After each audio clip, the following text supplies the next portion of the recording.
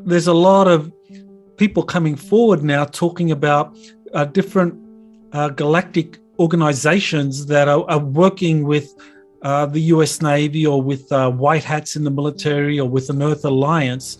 And of course, Bill was saying that this was happening in the 1950s. So that, the question that a lot of people have is, well, were the Nordics that Bill was discussing that were embedded in the Douglas aircraft company, were these part of the same organization as these Nordics that are working with people like Elena Danaan and who claim that they are working with the Galactic Federation of Worlds? My opinion would be that the Nordics of Bill's era are the same Nordics as the ones that are working with Elena Danaan now, the very same ones.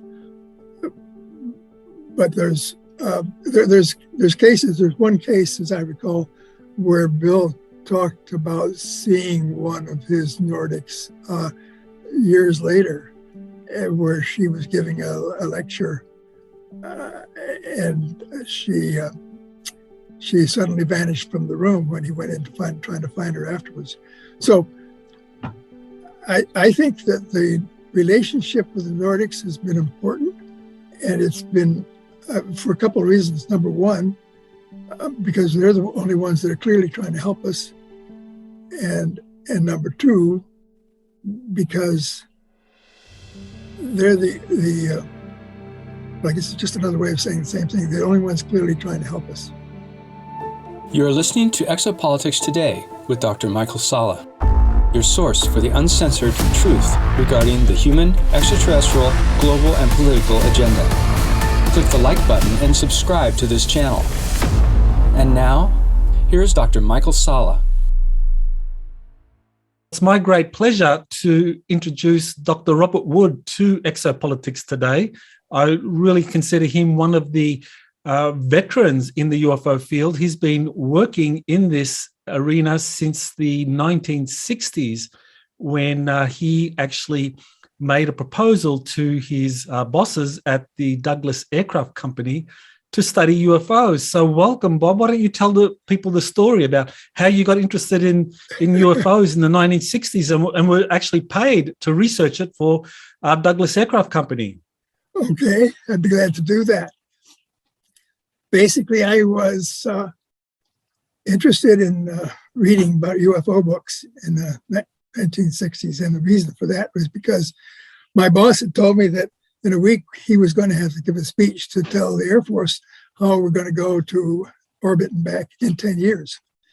And did I have any ideas? And so I said, well, why don't we tell them about how the alleged UFOs do it? And that was just a joke. But anyway, he said, that's a great idea. Why don't you work on that? So for the next year, I read about 40 books, and I concluded that the public position on that was a lot of baloney. And about, as you say, about a year later, I was involved in reporting on behalf of my boss how our part of the company was doing and getting new business and that sort of thing. So I did the normal presentation, and at the end of it, one of the vice presidents said, well, you know, Dr. Wood, we don't see you very often. Tell us what you're doing. It's interesting. And I said, well, you're not going to believe this, but I have read 40 UFO books in the last year, and I've concluded that we don't really know how they work. And the only question in my mind is whether we figure out how they work before or after our competitor Lockheed. And there was a moment of silence, and they said, well, what do you think it would take to look into that? And so I wound up getting authorized to spend what turned out the next year and a half to be about $500,000 of company money to look into that subject. So that's when I started the project. I hired some weird guys who were willing to look outside the box. And we had a lot of fun. We hired a detective. We got some equipment to go track UFOs in the desert. We did some experiments in the laboratory. We spun magnetic fields, and we did all the right things, except we didn't have the right kind of equipment and the right theory to really back it up. So that's kind of how I got started.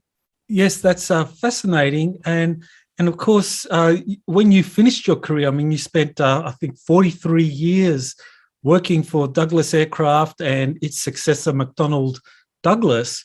And upon your retirement, I mean, not long after that, you got involved with the Majestic Documents, which are probably some of the most dynamic and explosive data sets about what's been happening in officialdom concerning UFOs and extraterrestrial life. So why don't you just kind of like explain that?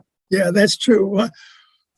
About a year after I retired, I got a call from Stan Friedman, who was one of the people who had hired for this special project. And he said, are you still interested in UFOs? And I said, well, yeah. He said, I've got a fax of a document that looks like it might be authentic. He said, are you interested in it? And so that's when I followed up, went to Washington, D.C., and talked to Don Berliner, who had this document, and got high-quality copies of it. And it was the so-called MJ-12 document. And that really got me involved deeply in the subject, so that when you were starting to do, you were starting to have symposia in Hawaii, and I think you invited me to one of those early symposia to tell about the things that I thought of MJ-12, and that was my first involvement with you. But anyway, after that initial involvement with that first document, I wound up getting more documents from another source that resulted in my getting dozens, if not hundreds, of documents, that many of which were classified top secret. And I defended those in the UFO world and got a kind of a reputation of being the guy who was a specialist in authenticating question leaked documents. And so that's how I became involved in this subject, to the extent that reputation apparently reached Bill Tompkins. Yes, I think it's an incredible history you have in the UFO field, and the Majestic Documents themselves deserve a future interview, because they are just so rich in terms of their implications and the kind of insights they give us into the whole UFO phenomenon, extraterrestrial life, and the cover-up. But, we're here today to talk about Bill Tompkins and the release of the third volume of his book, of his memoirs, autobiography. There's a copy right there. So, and you're the chief editor. So why don't you kind of walk us through how you got involved with Bill Tompkins? I think it began in 2009 when he first contacted you. Well, as you said, it was 2009. I used to get a lot of phone calls, and this phone call was from a guy who said he had a wild story, and I listened to his story for a few minutes, and it was pretty wild. So, but it turned out that I had a daughter at that time who lived in Oceanside, California. My grandchildren live there now, but anyway, I had another reason to go to Oceanside, which is where he lived, to see my daughter. So I decided, well, his story is wild enough. I might as well go meet him. So I met him, and then he began to explain to me how he and I apparently worked for the same people at the same time at Douglas Aircraft Company. And so we pieced it together, and it turned out that Bill Tompkins came to work, I think, in March of 1950. 50. And I started there in June of 1950. So we were he was there a couple of months earlier, but it turned out that I was put in a classified enclosure where you had to go past a person whose desk looked at everybody who went past you before they went through the gate. And that person was Wolfgang Klemperer, everybody who called Klemp. So he was nominally in charge of this group of about 30 people in one large room, working on classified stuff. My job was actually to work on the Honest John missile at that time. And that's really the only thing I ever did as just a young engineer, starting out, and as a summer job. And the person I was sitting next to turned out to be my wife. Later on, we met at the beginning of the summer, and we fell in love. But so I was not really interested in knowing what Bill Tompkins was doing. I never met him, but I did know that Klemperer, the guy I had to walk past, every time he was there, was the guy who nominally ran this part of it, but he was never there. And so actually, when I talked to Bill, I suddenly put it together is that clearly he was off somewhere running a think tank or involved in a think tank, and that was the think tank that Bill Tompkins was in. So I concluded this after a brief conversation with Bill in 2009, and that led me to conclude that he was consistent in everything that he said was consistent with everything I knew. He had copies of correspondence to it and from all the people that I personally knew, the vice presidents. I was sort of higher ranking at that time than he was. I was a director level guy, and he was a section chief. But I was involved in the theoretical stuff and none of the hardware, and he was strictly a hardware guy, actually a draftsman who was doing very important work for the Apollo program. Yes, so he says that at this advanced think tank there at Douglas Aircraft Company, that he was working under Dr. Klemperer and another manager. Elmer Wheaton was the vice president. Was vice president who Elmer left to go to Lockheed after a while. I'd say maybe 6 or so years later.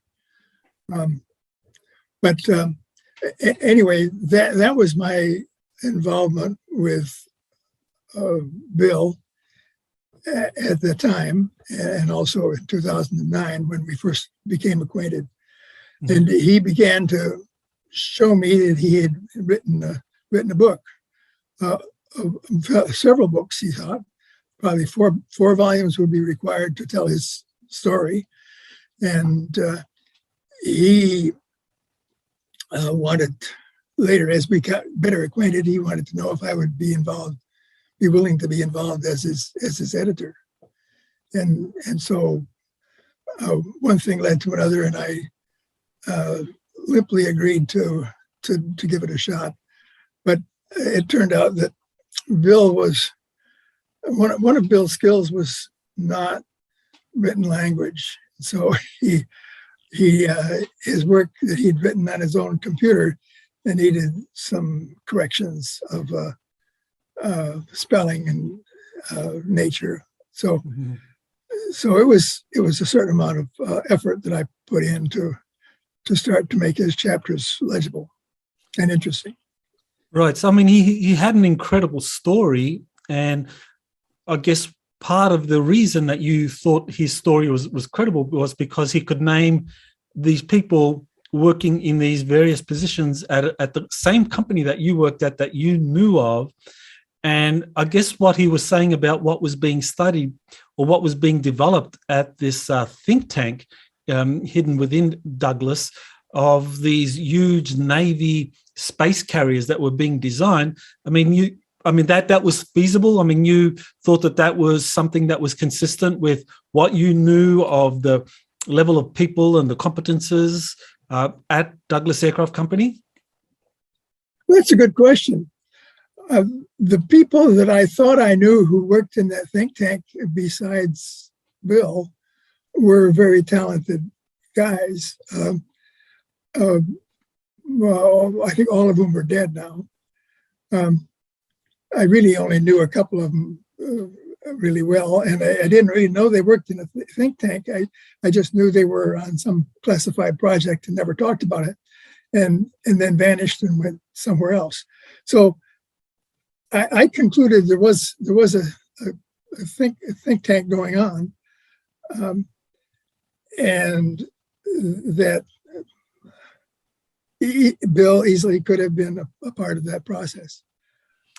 I thought, personally, I found, one of the things that really kind of like made it concrete that there were these efforts to develop some kind of flying space carrier for the US Navy was that William Klemperer, the guy that was Bill's boss and that you knew, that you described, that he was the same guy that actually designed the flying aircraft carriers for the US Navy, the USS Akron and the USS Macon that flew, I think, from 1931 to 35, that he was the same guy that ran that project. That was a joint project between Goodyear and the Zeppelin company from Germany. So that meant that this was the same guy that was now Bill's boss, and he just continued to work on developing these massive flying carriers, but rather than just for flying in the upper atmosphere, they were designed to fly in space. I think the fact that you found that Klemperer was indeed the guy who was involved in the development of the two dirigibles you're talking about, that was news to me. I did not know that. And I think it's clear to me that Klemperer, when he came over from Germany in the mid-30s, that he brought some materials, I think, from Germany that gave some insight into how they might be working. This is hindsight. This is what I've concluded now, not something I concluded 20 years ago. But I think Klemp had inside knowledge of how they would work from a theoretical point of view, and he applied that knowledge to the contract that they had with the Navy. One thing that really impressed me was that they did have a contract with the Navy to build a UFO, and that it's possible that the guy who was their person in charge was in fact the admiral. I think you called this admiral once yourself, did you not? Yeah, Admiral Bobby Ray Inman. Bobby Ray Inman, yeah. But Bobby Ray Inman might well have been picked as a young upstart who was pretty smart to lead this project, with Klemperer being the guy to implement it. And that my recollection is that you, Michael, actually claimed to have talked to Bobby Ray, and he, of course, denied any knowledge of it. He denied knowing Bill Tompkins, but he described his position as in terms of working between the Navy and different corporations in terms of getting the corporations to work on various projects on behalf of the Navy. That was consistent with Bill's story. Yes, so it was kind of very interesting how it was like I guess, what would you call it? A non-denial denial? Yeah. Well, actually, that story is in book 2, volume 2 of the series, not in volume 3. But that I think was a really interesting way that the program got started. And as volume 3 says, the program ultimately became Solar Warden and was developed and made operational in apparently the early 80s, according to Bill's report. Right. So this is the third volume in the series, and the first 2 books in the series were Bill's words. So what's different about book 3 or volume 3? Well, Bill had his own typewriter, which he used until he died, but as soon as book volume 1 came out, he was interviewed extensively by Jeff Rentz and his radio show.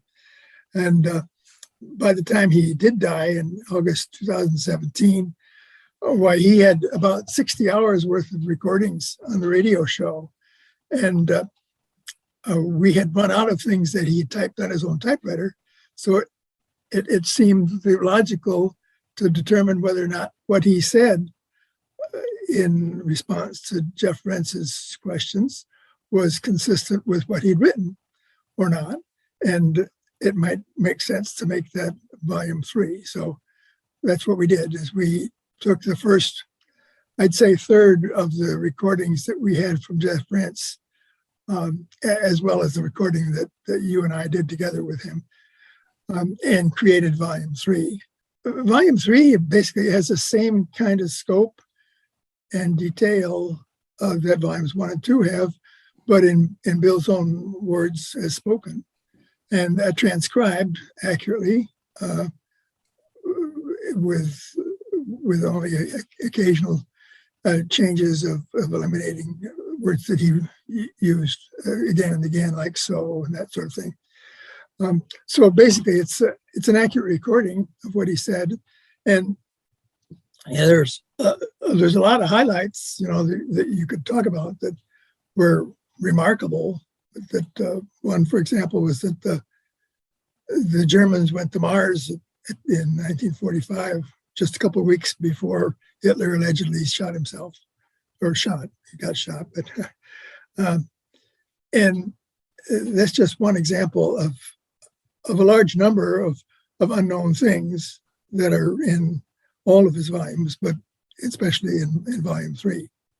Yes, I found the volume 3, the interviews in particular, to be very helpful because they went into a lot of detail about things like the time he spent in the Navy, in the espionage program, working with Admiral Bolter, the debriefing of these Navy spies, the briefing packets that he put together that were kind of like, he mentioned them in volume 1 and 2, but in the interviews, the different people, Jeff Rentz, you and myself, we asked Bob specific questions on these topics, and he was able to go into a lot more detail. So I found that very helpful.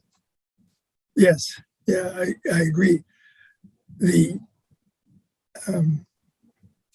Was there anything that you learned kind of differently? I mean, was there anything in the interviews that kind of like was a little bit of a surprise that you hadn't known before?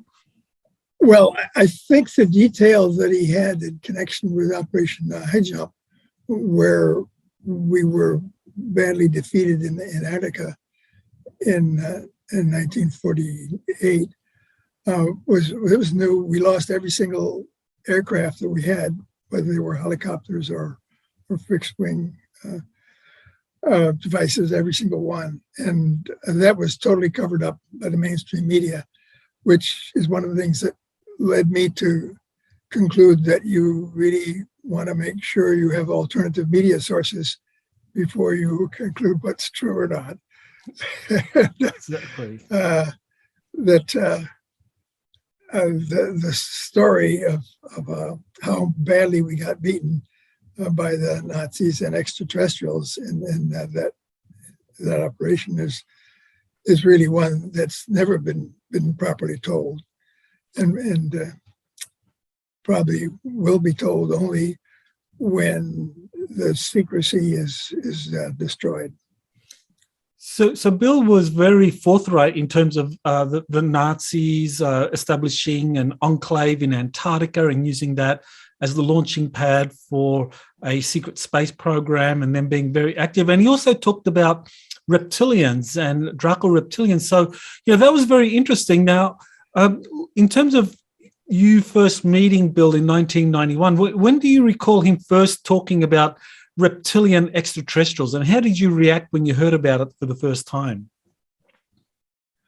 That's a good question. I don't remember whether we spoke about reptilians on our first encounter or not, but in some ways, the introduction of reptilians into the conversation was was not a surprise because I had concluded that there was so much truth to the cover-ups that almost nothing would surprise me. But I don't really remember when I became first exposed to Bill's claim of reptilians in Antarctica. I think it was probably the first meeting that we had. And that was a good example of why most people would have thought that his claims were unbelievable. Actually, I still have trouble convincing my wife that his story is exactly true. I'm not surprised. Yes, I remember myself when I began working in this field and writing in 2003 that I was very careful not to talk too much about reptilians because I remember at the time David Icke was talking a lot about them, and people were saying, well, if you talk about reptilians, then you're not going to be taken seriously. So don't talk about them, and don't mention David Icke if you want to be considered a serious UFO researcher. Yeah. But now, of course, things are very different. But back then, I definitely remember there was a lot of pressure if you're interested in UFOs or extraterrestrials, not to talk about these reptilians. Right. But some of the things that Bill didn't talk about, though, were not quite so controversial, but nevertheless were very innovative and eye-opening. The way that we build these underground high-speed tunnels, and the fact that we have high-speed trains going through these tunnels throughout the country is something that most people have a lot of difficulty understanding and believing, and that it's really true that we have such a transportation system for those who have the ability to access it. So in this volume 3, there's the discussion about Antarctica, what happened there. There's a lot of material about the working with the Navy spies out of Nazi Germany who came back to give the reports. What other kind of highlights or topics that you think would be of interest to people who've bought volumes 1 and 2 that they can go look forward to in reading in volume 3? Well, I think there are 3 or 4 examples of different conversations with some of these specific 29 spies. I guess there were only 27 of them at the end. 2 of them got killed, but I'm surprised that more didn't get killed than that. But anyway, these Navy spies coming back and telling their detailed stories. And I think one of the things that impressed me was the fact that Admiral Botto would not be willing to understand or appreciate the accuracy with which he was being given these reports. That is, he wouldn't believe them. And he would get so excited, I guess you might say, about the lieutenants or spies who were giving the reports that he would make them be quite upset that they were just telling me, look, I'm just telling you, Admiral, what I saw or what I heard. And I think some of those characteristics and chapters, or I might say parts of chapters, are particularly interesting because they give the human interest story of Bill's reports, really. That Bill's story basically is filled with lots of human interest aspects. He was a very caring, personally oriented guy, and he put it all together and kind of had a global idea of what was going on. And it was, I think, hard for him to take that global idea and divvy it up into the specifics. But Jeff Rense, I thought, did a pretty good job in guiding him and directing him to talk about one thing at a time. One of the things that Jeff Rense brought to the show was his backlog of rather independent photographs of various craft that the Germans had. And a couple of the chapters in book 3 deal with the photographs that were taken of German craft and the details of which ones had weapons to be fired, which ones did not, and why. A certain amount of design work is included in that, in the sense that the Germans didn't really realize that you couldn't take a 20 millimeter shell, and fire it out of a UFO as if it were planted in a tank. So the technology was often beyond Bill to understand, and that's reasonable because in most cases, the technology was beyond the guys reporting it too. They were just saying, "This is what I saw. This is what it looked like, and here's the pictures," and they would present that to the admiral.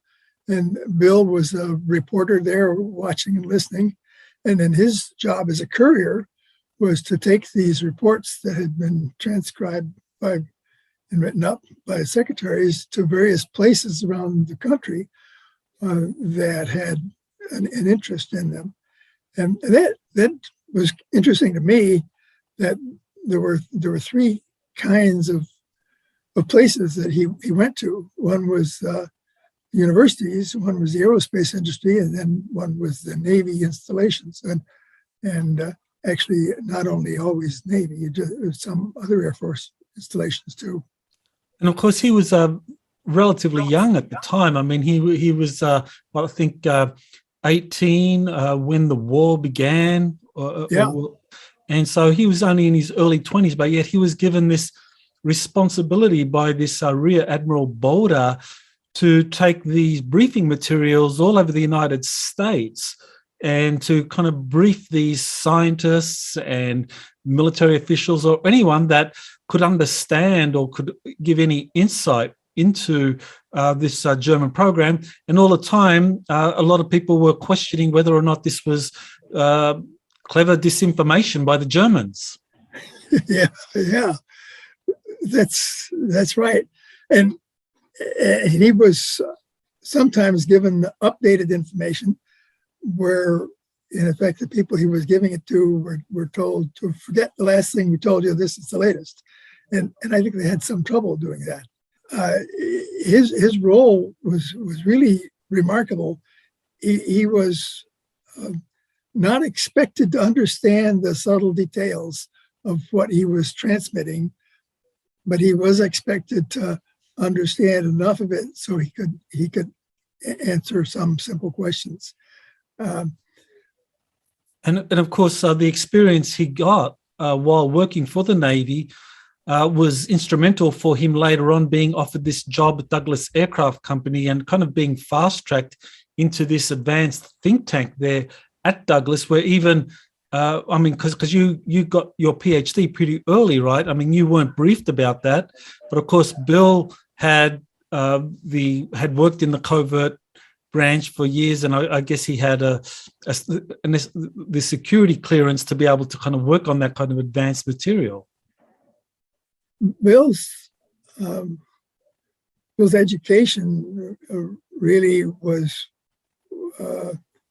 was never augmented with official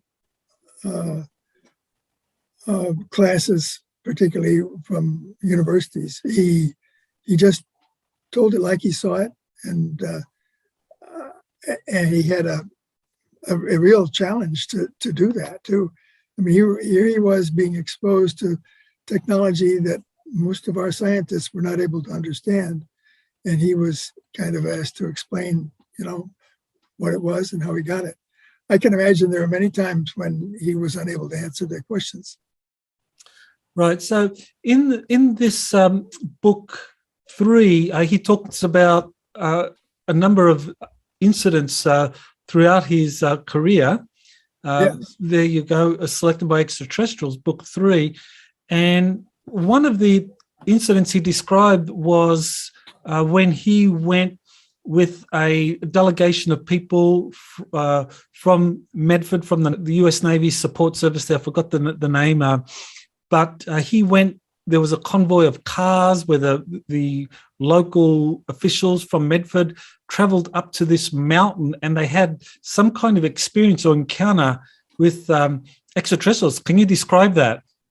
That was really a strange situation. The word came to the people who were involved in the Navy League that there was an opportunity to go and meet some extraterrestrials on the top of this mountain, and they got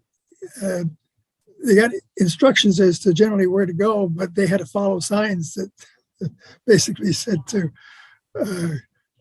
go to where the UFOs were. I forget what the signs said, but anyway, they wound up going through these mountain roads to the top of the mountain, towards the top anyway. And there at the top, there was a lodge, a hunting lodge that was pretty elegant, that they went into, and there were people there who invited them, welcomed them, and after a while they sat down at the table, and the whole side of the lodge became transparent, and you could see out over the rest of the territory. But that particular incident is really interesting because it's filled with phenomena that shouldn't occur. And on the way down, as I recall, one of the leaders had an accident or broke something in the car crash. So anyway, it was an amazing story, and really well worth the read.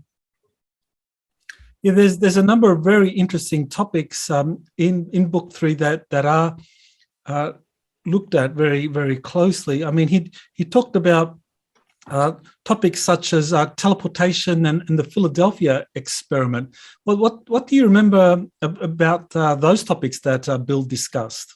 Well, the Philadelphia experiment attracted my attention particularly because it was the case that involved the disappearance of a Navy ship, allegedly through a program that was top secret. And the thing that impressed me was that it was covered by Bill. Most people who study the Philadelphia experiment are unaware of the level of detail that was mentioned in Bill's report. So I think that was new. The 20 and back experiences of how, if you're selected to join the Space Force and you agree, you can serve for 20 years, and then after 20 years, you take a couple of, so as Bill said, a couple of pills. Actually, it's more than that, but after a few pills in a few months, you go back to your original age and your original time. So that program has been widely criticized as being too difficult to believe to be true. But my conclusion is that it is, in fact, a true report of what Bill saw happen. Bill also talked a good deal about the moon and the bases that were on the moon, how they were managed and controlled by multiple different extraterrestrial races. And that leads to the question of who's really in charge of what's on the moon now. And I think this has changed a lot since Bill died in 2017. We got 5 years worth of time there that I think things have been changing a lot. And of course, you cover that in your regular webinars very nicely. But it's a dynamic situation. And Bill's book really is just a representation of one part of the dynamic evolution of the extraterrestrial process, which may indeed be coming to a new point, a new fruition of where the public is actually let known what's been going on over the years. Well, Bill's work when he was at TRW, when he described working on some of these, he said he was working on multiple projects at TRW. I think that was a 4-year period from 1967 to 1971. And he described working on life extension technology. And I think that's very important because the secret space program insiders that have come forward all talked about how you had this kind of technology that was developed that could age reverse you. And so that's, according to Bill, that was all developed at TRW in the late 1960s. Yes. And that has caused lots of people to wonder whether they can get a piece of that life extension technology. As far as I'm concerned, I'm just taking N pills, which seem to have helped since I'm 94 years in a month. I feel pretty good and think about as good as Bill felt at that age. And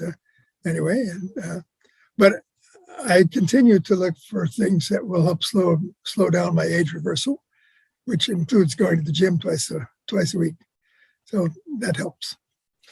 Well, I remember Bill talking a lot about his knowledge of these. He described them as Nordic extraterrestrials, typically very attractive, beautiful women or men, and that he described them being able to live a long, long time. And he said that they had reached agreements with the U.S. Navy to help them develop life extension technologies and really help them with the whole 20 and back program. So, this was a critical part of Bill's story, this cooperation between Nordic extraterrestrials and the US Navy. Anything you want to add or elaborate on that, especially as Volume 3 talked a little bit about that kind of relationship?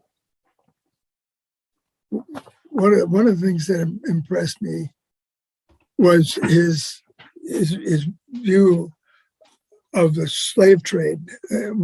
Fundamentally, he was motivated, I think, in understanding the extent and degree of the slave trade throughout the universe. And he wanted to do everything he could to eliminate that slave trade. That's not one of the things he talked about a good deal in Volume 3, but in Volumes 1 and 2, he did make that point quite strongly. And I've concluded that there is a lot of slave trade. I don't have any inside information on it myself, but I think that his determination to do everything he could to get rid of the slave trade is one of the things that motivated him to write the books. Well, one of the key elements of Book 1 in particular, Select by Extraterrestrials, where he's talking about the Nordic aliens, was how they were helping the Navy. And I think that's a very important aspect of his story that is very relevant today, because it seems that there's a lot of people coming forward now talking about different galactic organizations that are working with the US Navy or with white hats in the military or with an Earth Alliance. And of course, Bill was saying that this was happening in the 1950s. So that, the question that a lot of people have is, well, were the Nordics that Bill was discussing that were embedded in the Douglas aircraft company, were these part of the same organization as these Nordics that are working with people like Elena Danaan and who claim that they are working with the Galactic Federation of Worlds? My opinion would be that the Nordics of Bill's era are the same Nordics as the ones that are working with Elena Danaan now, the very same ones. But there's cases. There's one case, as I recall, where Bill talked about seeing one of his Nordics years later, where she was giving a lecture, and she suddenly vanished from the room when he went in trying to find her afterwards. So I think that the relationship with the Nordics has been important, and it's been for a couple of reasons. Number one, because they're the only ones that are clearly trying to help us, and number two, because they're the I guess it's just another way of saying the same thing. They're the only ones clearly trying to help us.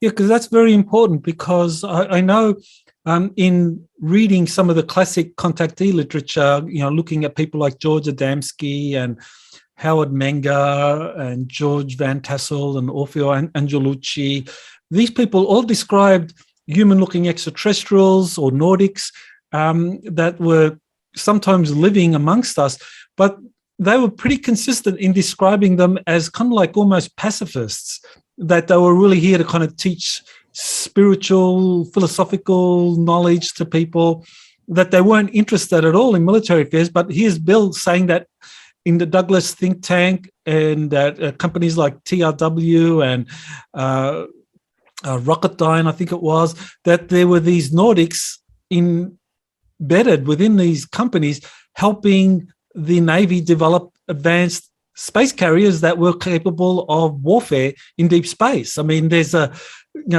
clearly we're talking about different Nordic groups here, I think.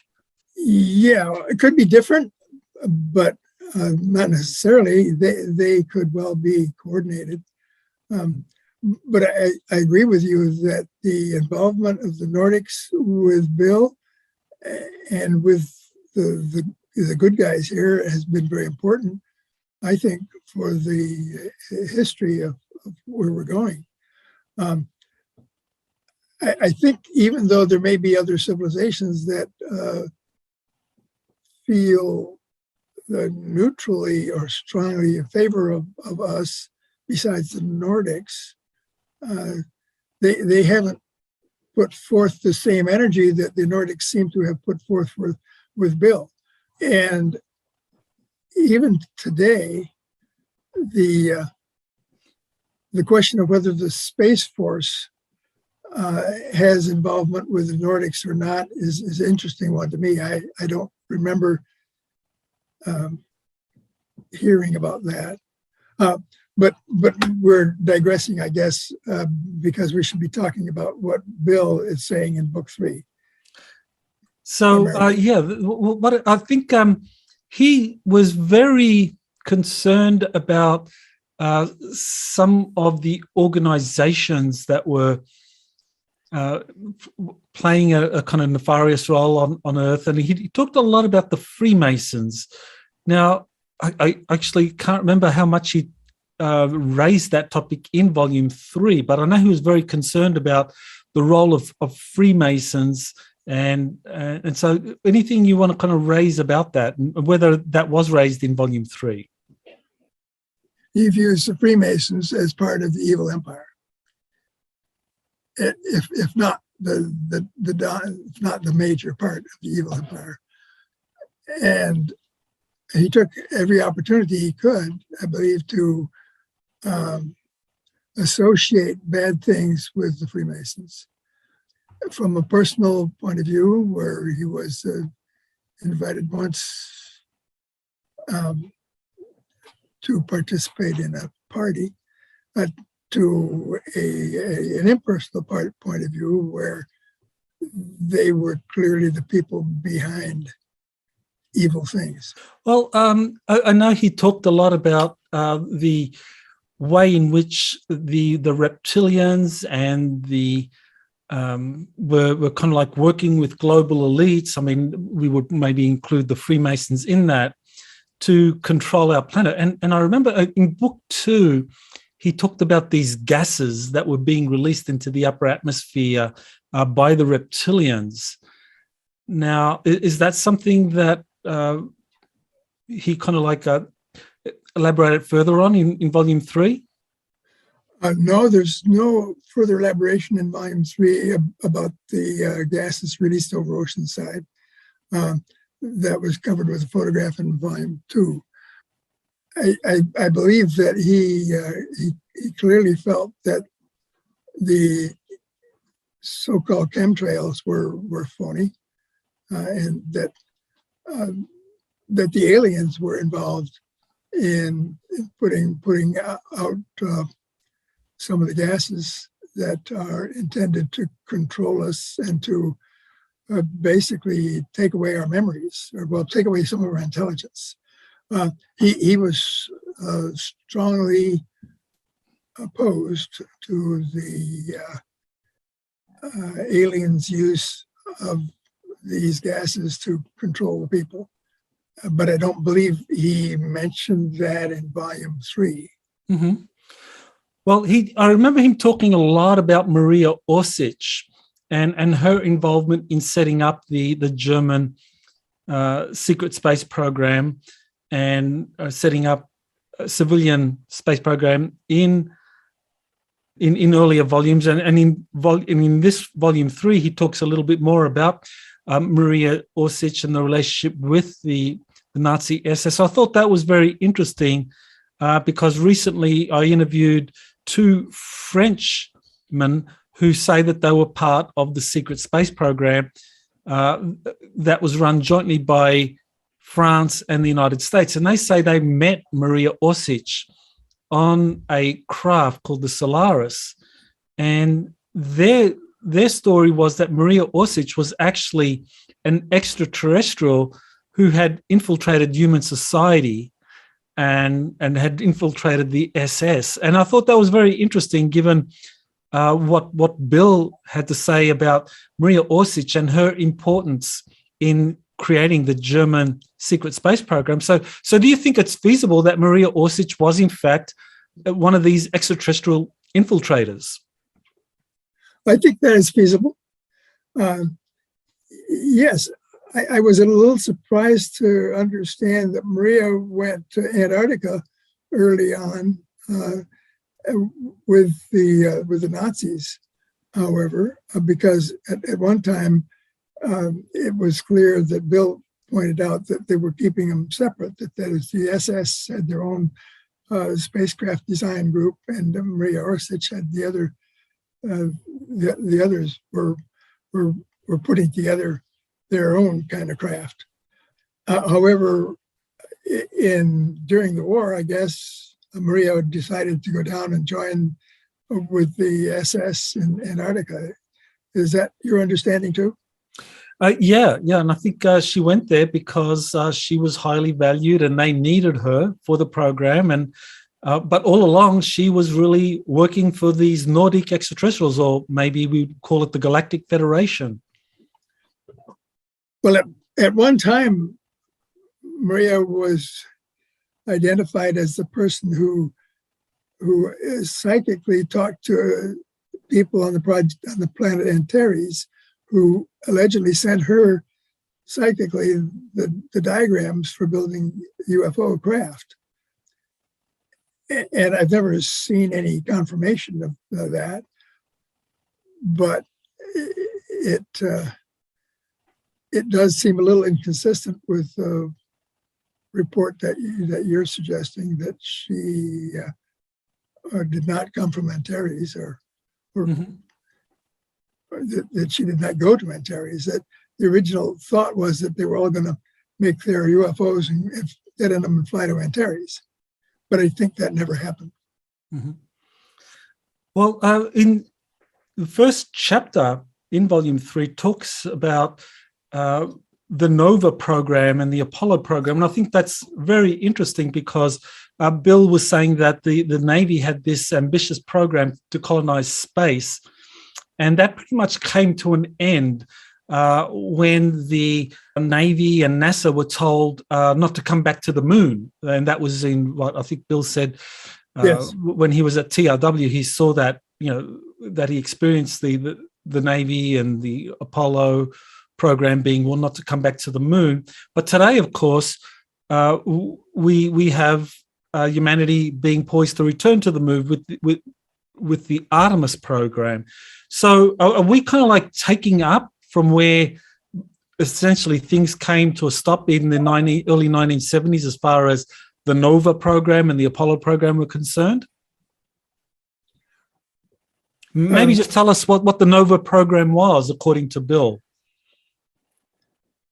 According to Bill, the NOVA program was a way of taking very large craft that were capable of using propellants, regular burning propellants, and going to the distant stars. Now, that's where I got disconnected from the reality of it, because you don't go to distant stars using, burning kerosene. And there was no evidence through the plan that was done at Rocketdyne that there was ever any involvement in anti-gravity propulsion. So the absence of the description of anti-gravity propulsion caused me to disagree with Bill about the development of long-range plan to explore the universe.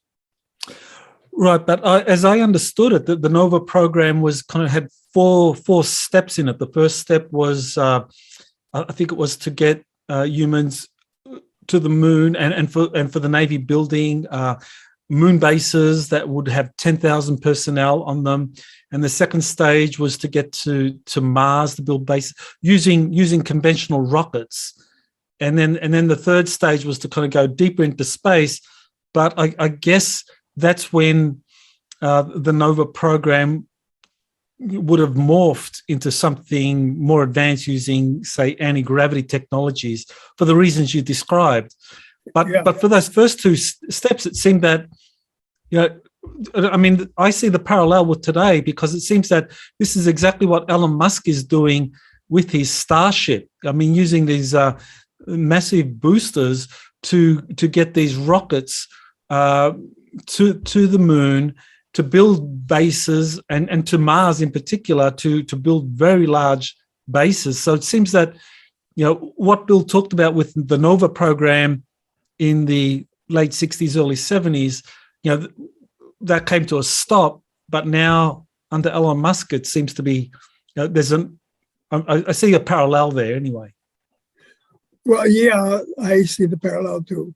And it's an intriguing parallel, but I think that the absence of the identification of anti-gravity propulsion is a critical of my mind. Mm-hmm. Sometime you got to go over to anti-gravity propulsion in order to get to the stars. But of course, we know that Bill was saying that the Navy was already working on these space carriers that would be part of the Solar Warden that would use anti-gravity. So it was, I guess the question here is, well, if the NOVA program was rocket-based, then why did the Navy, on the one hand, pursue the NOVA program using rockets to get to build these large bases on the moon, and at the same time they were using anti-gravity technologies for their space carriers they were being built with the help of Nordics. So there seems to be a kind of interesting bifurcation here, if you like, of what the Navy was doing. Yeah, I think that's a good summary. Yeah, well, he talks about that in chapter 1 of volume 3. So, how can people get volume 3? Where's it available? And well, it's I just go to Amazon.com and put in "selected by extraterrestrials," and I think volume 3, My Spoken Words, comes right up. And then if you want to get an electronic version, why, it's easy to just select that option. So it's pretty simple, and we have probably 2/3 of Bill's interviews with Jeff Rentz that are still yet to be put into paper or books, and that'll be our next plan, is to proceed to volume 4. I'm thinking that volume 4 will probably cover essentially everything that Bill said before he died that's relevant and can be correlated with the things that he wrote. But have his spoken words be separate from his written words, I think is entertaining and educational. Well, I know volumes 1 and 2 are very popular. They were Amazon bestsellers. So I think that volume 3 will probably be embraced by those that are fascinated by Bill's testimony and his experiences and his personality too, because he definitely is a good storyteller. That's right. Yeah. I was impressed by the way that you decided to personally come and interview him with me at the very beginning, when you were first becoming to be intrigued with Bill Tompkins and what he might know. Yeah, I remember that because I think I saw the first Jeff Rent's interview with Bill. I heard it. I think it was in December, and I rang you and I asked you, well, who's Bill Tompkins? I mean, is he the real deal? And you vouched for him, and I think I first opportunity I got on a plane and flew over to San Diego, and we did a sit down interview, and I think that was the first video of Bill that was ever made public. And you were wise to bring your camera, because those are the only photographs we got of the Solar Warden craft, because Bill had the craft on viewfoils that we were using to display. And I never saw the viewfoils again. So it's your photographs are the source. Yes, and there's I think there's 23 figures in in volume 3 of various craft that Bill was involved in and various projects. So yeah, definitely that was one of the things that always impressed me about Bill, was that there was always documentation, and he was, as you said, a draftsman. So he had lots of designs of his work on these classified spacecraft. That's right. Yeah.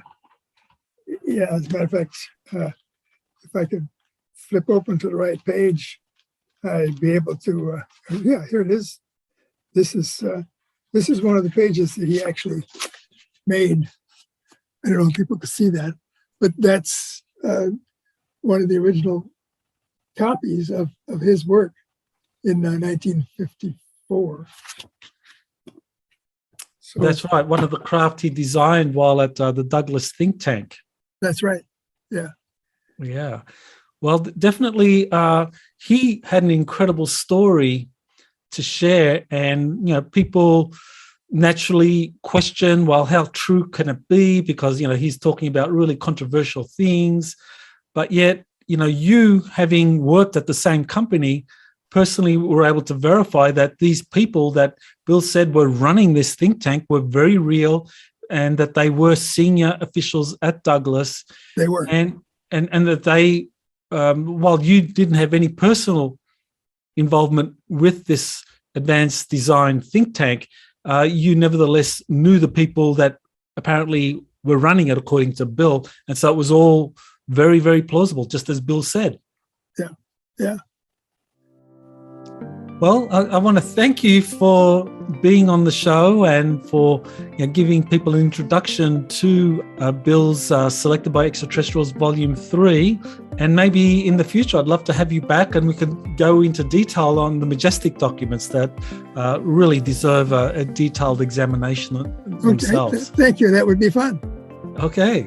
All right. Yeah. Well, thank you. That was Dr. Robert Wood talking about Volume 3, Selected by Extraterrestrials.